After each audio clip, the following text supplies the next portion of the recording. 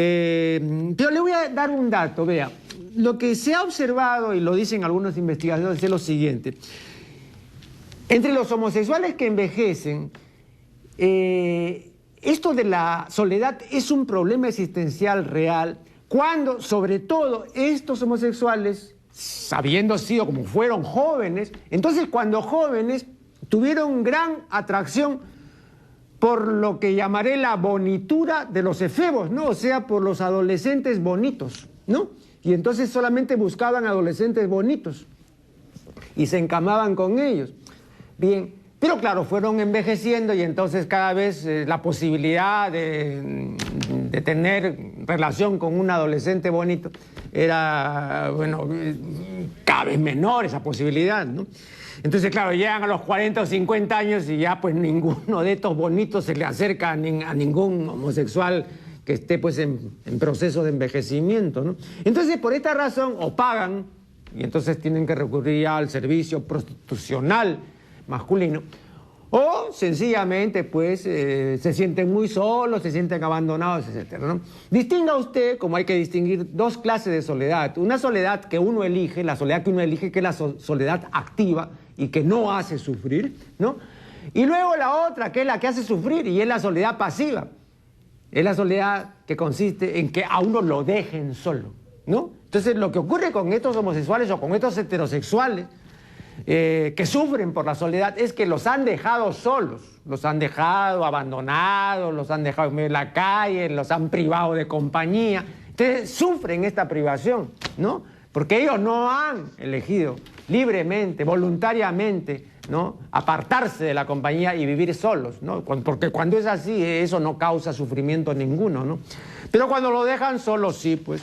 Entonces, hay que distinguir esto, ¿no? Usted, sin duda, se refiere a los homosexuales que han sido dejados así, solos, ¿no? A quienes se ha abandonado. Hasta se podría usar un término que usaron en algún tiempo los existencialistas franceses, ¿no? Derelicción, ¿no? O sea, abandonado, no completamente, así, tirado en medio de la calle, ¿no? Nadie se ocupa de ellos, nadie los ve, nadie se apiada, etcétera, ¿no? Esa es la persona derelicta, ¿no? Que es un grado ya máximo, ¿no?, del abandonismo, ¿no? Bien, entonces, pero sin llegar a eso, simplemente que se sientan solos y que sufran por ello, ¿no? Y a ver que sufran, pues, no productivamente, sino improductivamente, incluso estúpidamente, ¿no? Entonces, repito, tenga en cuenta este distingo. Y vea, lo único que se me ocurre, porque el tema de la soledad es un tema muy amplio y complejo, ¿no? Y yo no pretendo dominarlo. Le voy a mencionar algunas cosas que usted podrá consultar si realmente le interesa el asunto, y entonces podrá tener más elementos de juicio. En primer lugar, hay un ensayo muy bueno, un ensayo sobre la vida privada de Manuel García Morente, que está incluido en el tercer tomo de La filosofía en sus textos, con selección y comentarios del célebre filósofo español Julián Marías. Aquí, este es el tercer tomo.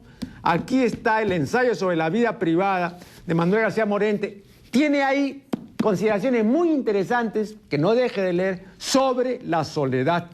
Luego, por supuesto, puede usted consultar un libro que es muy conocido en sociología, ¿no?, de David Riesman y otros autores, y que se titula La muchedumbre solitaria. ¿Qué es este? La muchedumbre solitaria. Este es un clásico de la sociología y no deje de leerlo. Y finalmente, ¿no?, el libro es una obra multiautoral y que se titula La soledad del hombre, con textos de Erich Fromm, Ray Mills, Robert Merton, Lewis Mumford, etcétera, ¿no? Un excelente libro, La soledad del hombre.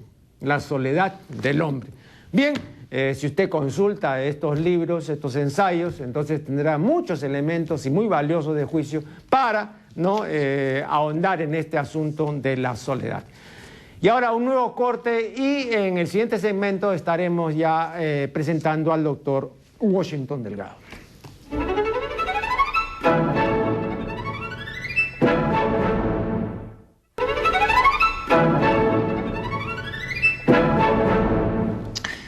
Hoy está con nosotros el doctor Washington Delgado, poeta, escritor, maestro universitario y una figura ampliamente conocida en el mundo de la cultura. Acaba de publicar Literatura Colonial, de Amaryllis a Concolorcorvo. ¿Ya se ha presentado este libro formalmente o aún no? Ha habido una especie de presentación en esto de la Feria del Libro. Ajá, ajá.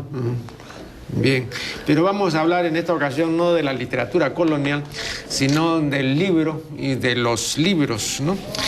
En la revista londinense Books and Bookmen hay lo siguiente, y lo he copiado aquí porque me pareció muy interesante. La autora Cleaver manifiesta esto. Se ha dicho que un niño lee solamente 600 libros durante su niñez. Hagamos que esos 600 libros que leen nuestros niños sean libros que amplíen realmente sus mentes y alimenten su imaginación. Libros amorosamente escritos por quienes se preocupan por los niños y la niñez. Bueno, esto está referido, por supuesto, ¿no?, a Inglaterra, ¿no? Y a mí me pareció, te digo con toda sinceridad, estupefaciente, ¿no? Porque yo recordé al punto lo que dice Fraser al iniciar su famosa obra La Rama Dorada. Dice, ¿quién no ha visto el cuadro de Turner, La Rama Dorada? Cuando yo leí eso hace 40 años, yo dije, yo no he visto ese cuadro, ¿no? Y Fraser dice, bueno, como algo que todo el mundo ha visto, pero está refiriendo a una realidad completamente distinta. Entonces yo me puse a buscar una reproducción de La Rama Dorada, porque pues estaba ya dudando de mi cultura. Yo tenía cierta cultura, pues no la que tengo ahora. Bien, y entonces lo mismo esto, ¿no?, de los 600 libros, ¿no? Esto es lo menos que lee un niño inglés. Entonces yo digo, ¿no crees que es otro mundo, que estamos hablando de cosas completamente distintas? ¿Cuántos libros lee normalmente un niño aquí entre nosotros? Muy pocos. Muy pocos. Muy pocos. No llega a 100. No llega a 100. No creo que llegue a 100, ¿no? Eso, sí. Un niño más o menos aficionado a la lectura, ¿no? Ahora, esto, ¿dirías tú que es un fenómeno de la segunda mitad del siglo XX o es un fenómeno mucho más antiguo? Probablemente más antiguo, pero en el Perú se ha visto, digamos, agrandado, o ha venido creciendo por la pésima educación. Eso se ha repetido ya muchas veces, esa encuesta que se hizo hacia el año 98 sobre la enseñanza en América Latina, y el Perú está en último lugar en lenguaje y en matemáticas. En esos dos rubros está detrás de todos los países. Creo que en lenguaje penúltimo, en matemáticas último. Los especialistas dicen que estamos en materia de educación atrasados 40 años. Bueno, no, el ministro Lynch dijo que estábamos, pues, el alumno de colegio recibía 600 horas de clase anuales, mientras que en Chile recibe pues 1.200 a 1.500, y que el objetivo iba a ser subir en un par de años a 900 horas. De todas maneras, menos que en otros países, ¿no? Y lo cierto es que la enseñanza del lenguaje es mala y que el niño no aprende a leer. Ahora hay varios tipos de lectura, ¿no? Pero una cosa fundamental es que el niño sepa leer de corrido, en silencio y en voz alta, y lo haga bien. Bueno, no lo hacen bien ni en silencio ni en voz alta, ¿no?